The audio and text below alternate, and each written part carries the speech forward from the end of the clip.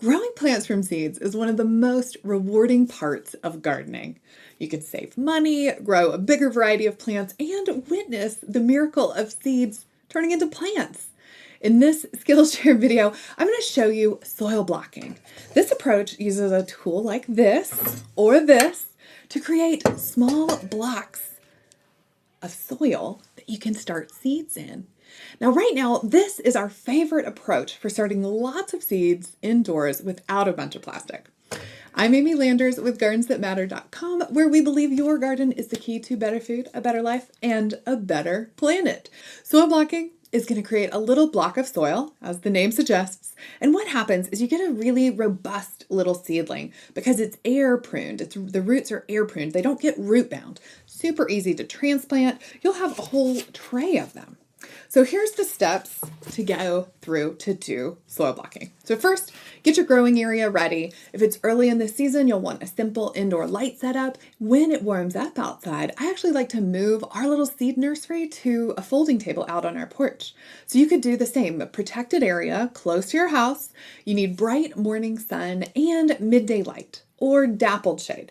You just don't want it out in the open where the blocks are going to get rained on. The blocks will fall apart if they get rained on, or super hot because they would dry out too quickly in a really hot spot. All right, so indoors or outdoors, you're going to have your space set up. Second, you're going to gather your supplies. You will need a soil blocker. My favorite is this small one. It makes 3/4 inch blocks. I'll show you how it works in just a minute. There's also a medium that makes about 2-inch blocks.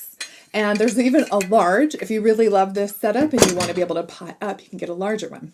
You're going to need trays to hold your blocks. So you could use styrofoam, recycled styrofoam trays, plastic cafeteria trays, or even an old sheet pan. Some growers with a greenhouse will use corrugated plastic, kind of like the election signs are made out of, or net trays. Those don't work for us in the house because water drains out of them and we're indoors. You'll also need some seeds, plant markers, or a Sharpie if you write right on the tray, and some toothpicks. I'm going to show you a trick for handling small seeds toward the end of this video. Next, you need your supplies for making the mix itself. First, a big tub or a bin, something with a flat bottom, a water source, and a growing mix. For the growing mix itself, we use a recipe that calls for coconut coir, worm castings, rock phosphate, and green sand. I'll include that recipe and a couple of other options down below. Now, we use a sifter to break up the clumps and keep the long fibers out. This one is a wooden frame with 1/4 inch hardware cloth stapled to it. A kid's sifter from the sandbox could work as well. Step 3, make your soil blocking mix.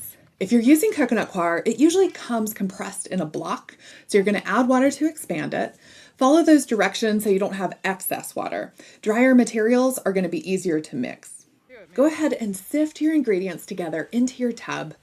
Mix those really well. So again, we've got our coconut coir, our worm castings, and our rock phosphate and green sand. Once you've got that nicely mixed, you are going to add water. It takes a surprising amount of water. You're really looking for the consistency of thick brownies, wetter than you might expect. Okay. All right, that looks pretty good. You kind of want it to be like brownie. It should look like brownie mix. I mean mud ball mix. Like mud? Yeah. It's supposed to be mud? Yep. Now you can make a test block to see if you've got it right. When the blocks come out kind of crumbly and not sharp on the corners, you probably need more water.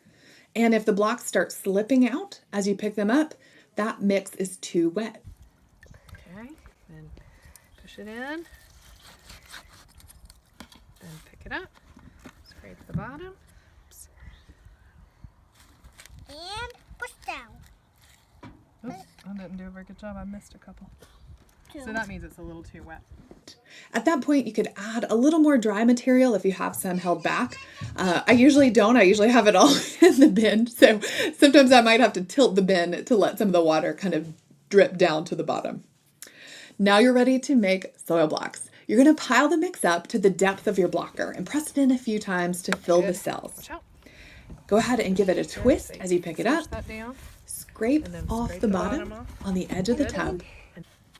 Then you're going to When you're place ready. your blocker down on the tray. You need to stay in Press your the tub. spring lightly for just a moment to kind of press the blocks together, and then you're going to lift the blocker as you press the spring fully.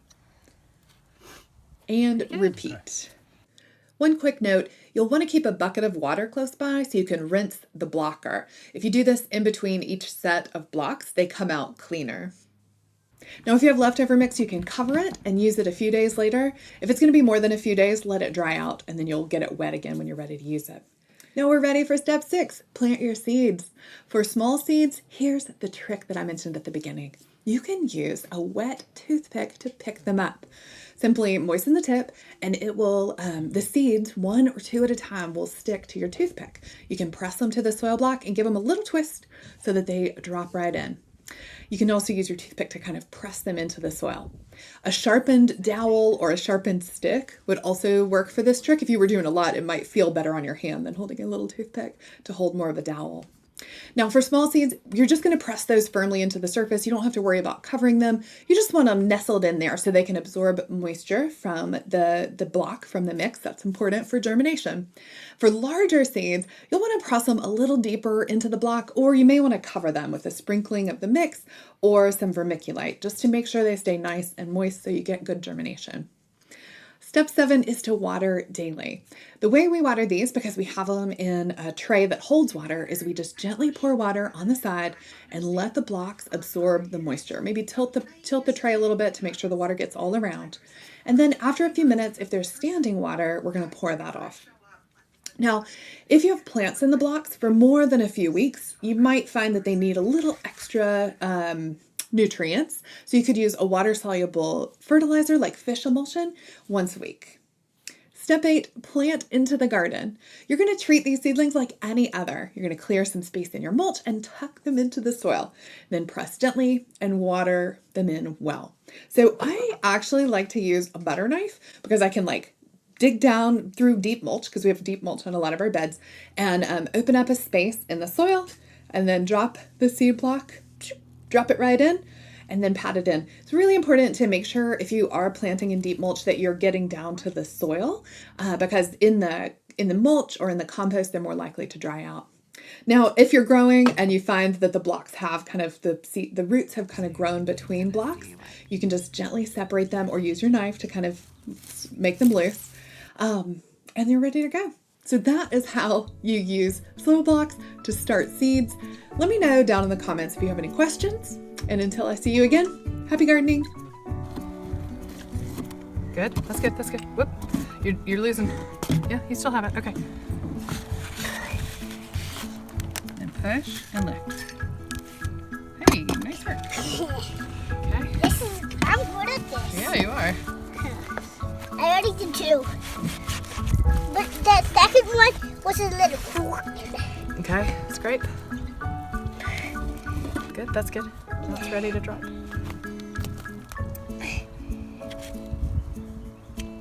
So first push a little and then lift. Now lift. Good. Good.